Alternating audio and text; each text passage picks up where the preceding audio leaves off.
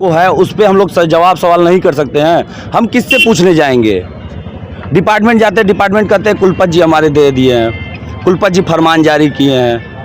तो सारी चीजें अगर कुलपति जी कभी नहीं आते हैं ना हमारी परेशानी को समझते हैं। ये शिकायत बहुत पुरानी है यहाँ पे कि कुलपति अपनी मनमानी चलाते हैं और कोई भी। सर मैं तो ये कह रहा हूँ कि उनको A++ का ग्रेड कैसे मिल गया? मैं आलोचना करता हूँ, आरोप लगाता हूँ कि इसने इतने भ्रष्ट। अगर आप आज के डेट में अगर विश्वविद्यालय से अंदर जाएंगे और जो विश्वविद्यालय का कैंटीन वाला रास्ता है, हमेशा गाली देते रहते हैं और हमेशा गाली देते रहते हैं। हमारे चीफ प्रॉक्टर हम लोग जैसे ही रहेंगे। यहाँ के एक पुलिस जो सिंह है वो राजेश सिंह के पक्ष में खड़े थे, वो जातिवाद कर रहे हैं, वो ब्राह्मणों को गाली देते हैं। वो क्या कहते हैं कि जो व्यवसायी है वर्ण जो है वैश्य समाज उनको गाली देते हैं। वो गुप्ता लोगों को ऐसे ही टारगेट करते हैं सामने से, क्योंकि वो सिंह है। वो सिर्फ छत्रीवाद करते हैं और जातिवाद और क्षेत्रवाद कर रहे हैं। ये जातिवाद का आरोप। मैं आनंदम और आप देख रहे हैं दर्पण न्यूज नेटवर्क। गोरखपुर में यूनिवर्सिटी की जो फीस बढ़ाई गई है उसके ऊपर धरना हो रहा था छात्रों का। वहाँ पे प्रशासन के द्वारा कार्रवाई हुई है। यहाँ पे हमारे कुछ छात्र हैं जो विश्वविद्यालय गोरखपुर यूनिवर्सिटी के हैं, इनसे हम जानते हैं पूरा मामला क्या है। पूरा मामला क्या है? सर हम लोग पिछले 3 दिनों से क्रमिक धरना प्रदर्शन पे थे, आज चौथा दिन था। आज हम लोग सोचे थे कि कुलपति जी से मिल के बात करेंगे, हमारी समस्याओं का समाधान का निदान मिलेगा, समस्या का समाधान मिलेगा। समस्या क्या है आपकी? समस्या ये है सर कि हर डिपार्टमेंट के बच्चों का फीस बढ़ा दिया गया 400%। मतलब जो MBA का छात्र 62,000 पिछले साल फीस देता था, आज की डेट में 1,25,000 रुपये फीस दे रहा है। फीस लगभग डबल के बराबर लगभग, मतलब लाख रुपए के अप्रॉक्स जा रही है। अब सोचिए एक आम विद्यार्थी, आम परिवार का विद्यार्थी किस प्रकार से अपनी फीस पेमेंट करता। उसमें भी समय निर्धारित हो जाता है कि आज एग्ज़ाम हुआ और 2 दिन के अंदर आपको फीस पेमेंट करना है, पूरा का पूरा फीस आपको। अब बताइए गरीब घर का परिवार है, गरीब है, लाचार है, वो कहाँ से 1 लाख रुपए लाके जमा करेंगे? शायद हमारे और आपके घर भी अगर ऐसा हो तो हमें व्यवस्था करने में समय लग जाता है, लेकिन 1 दिन का फरमान जारी होता है विश्वविद्यालय द्वारा। तो इसमें क्या हुआ? आप लोग इस पे कर क्या रहे थे? जैसे यूनिवर्सिटी में हम लोग 3 दिन से आप लोग शांतिपूर्वक धरना प्रदर्शन। इसके पहले हम लोग कुलपति जी से लगभग कईयों ज्ञापन दे चुके, सैकड़ों की संख्या में ज्ञापन दिए, सैकड़ों की संख्या में उनसे मुलाकात हुई। ज्ञापन का कोई रिस्पांस आया? ज्ञापन का कोई रिस्पांस नहीं आया सर। हम लोग बार बार यही कहते थे सर उसके समक्ष कुछ करिए, लेकिन कुलपति महोदय अपने मद में मदान, पद के कुर्सी के मद में एकदम मदान थे। उनको बच्चों से कोई फिक्र ही नहीं है। जितना वो चाहते हैं कि अब जितना जेब हमारी भर सके, मैं अपनी जेब भरूं और यहाँ से जाऊं।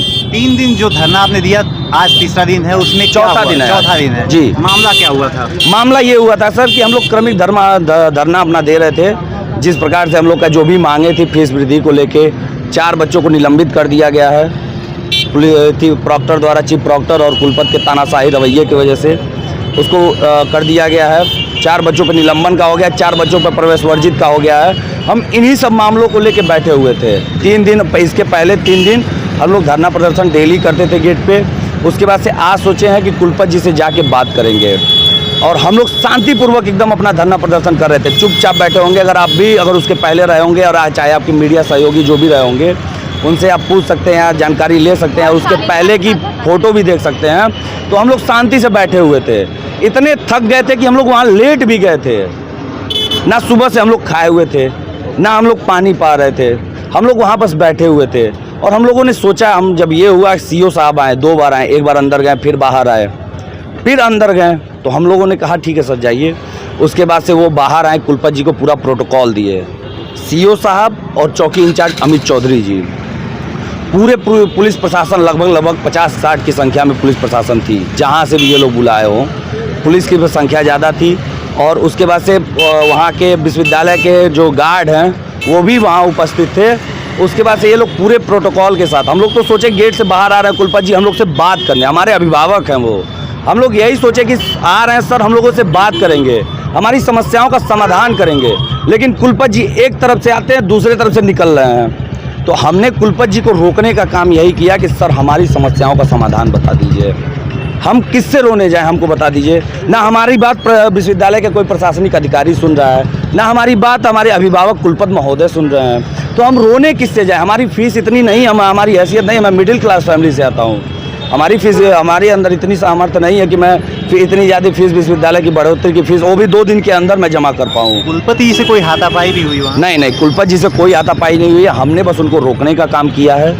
जो भी था हम लोग ने बस रोकने का काम आपके किया। हाथ में चोट कैसे लगी है? सर ये अब पुलिस जिस प्रकार से जैसे भी प्रहार की है उस बचाव में हमको चोट लगा है सर। 11 टाके यहाँ चले हुए हैं।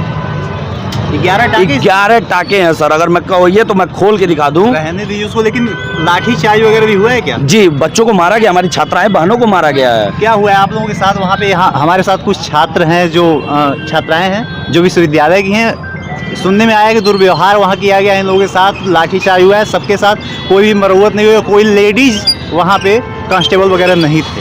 वहाँ पे लेडीज़ कांस्टेबल थी, पर वो हमारे मतलब हमें वो ना मार के हमारे साथ बदसलूकी किया गया है। जो अमित चौधरी इंचार्ज हैं, उन्होंने क्या कहा, आओ तुम्हें मर्दानगी दिखाता हूँ।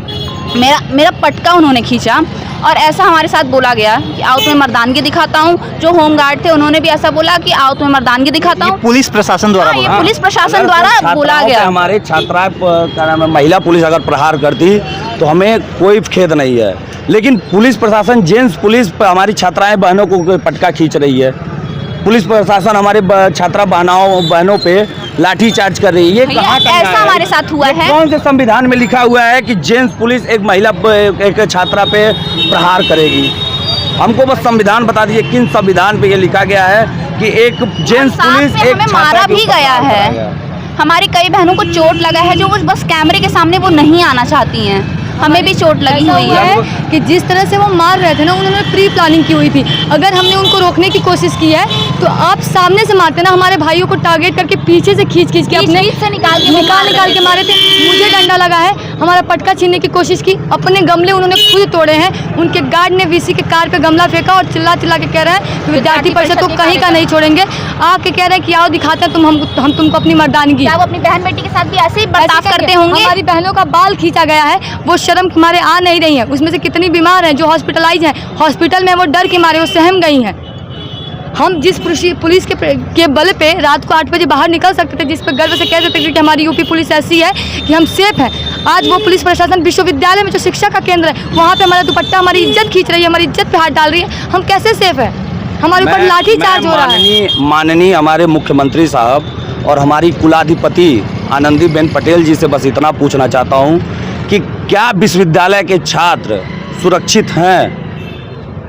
बस इतना हम लोग को जवाब दे दे कि क्या विश्वविद्यालय के छात्र अपनी मांगों को मांग नहीं सकते हैं? अपने ऊपर जो प्रहार हुए हैं, जो कष्ट हम लोग को है, उस पर हम लोग जवाब सवाल नहीं कर सकते हैं?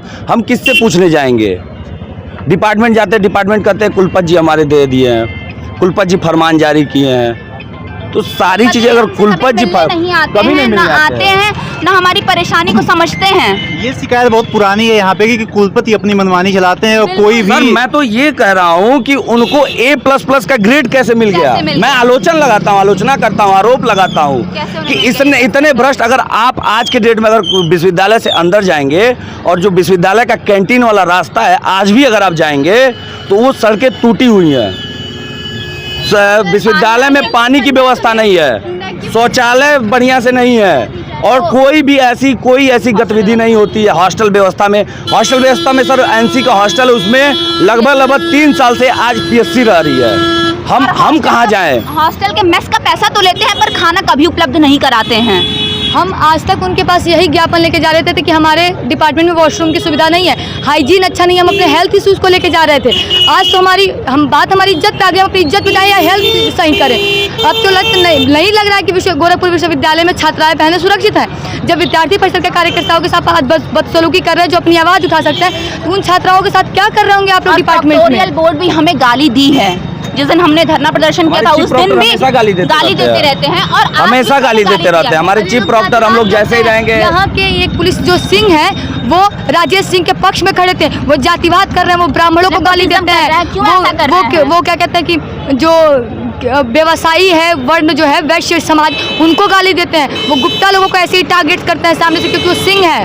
वो सिर्फ छत्रीवाद करते हैं और जातिवाद और क्षेत्रवाद करते हैं। अजय सिंह को देखेंगे, माननीय हमारे प्रोफेसर अजय सिंह, वो DSW भी हैं, बॉटनी डिपार्ट के समन्वयक भी हैं, इस समय कुल सचिव के प्रभार पे भी हैं, और लगभग अगर आप विश्वविद्यालय की लिस्ट निकालेंगे तो ऐसे उनके पास 10 प्रभार हैं। 10 चीज़ों के विश्वविद्यालय के 10 प्रशासनिक चीज़ों के वो प्रभारी बने ऊपर फिर रहे हैं। और यहाँ तक कि आम शिक्षकों को कोई ऐसा कोई चीज़ नहीं दिया जाता। एक आदमी के पास से ज़्यादा आपके पास प्रभार दे दिया गया, बाकी लोगों के पास बाकी के लोगों के पास कुछ नहीं है। बाकी लोग अपना काम कर रहे हैं ज़बरदस्ती, उनको जैसा भी है।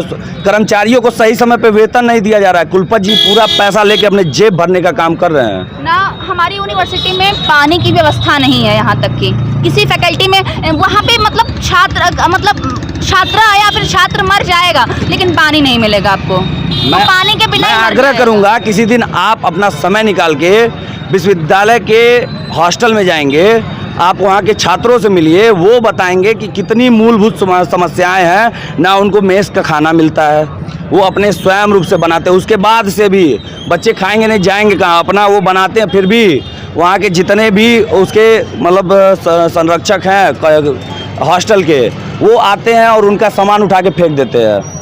अब आप कह रहे हैं तो हम जरूर जाएंगे यूनिवर्सिटी में एक दिन और पूरा कवर करेंगे उसे कि क्या क्या वहाँ पे सुविधाएं दी जा रही हैं, क्या क्या जगह पर चिन्हित बता देता हूँ।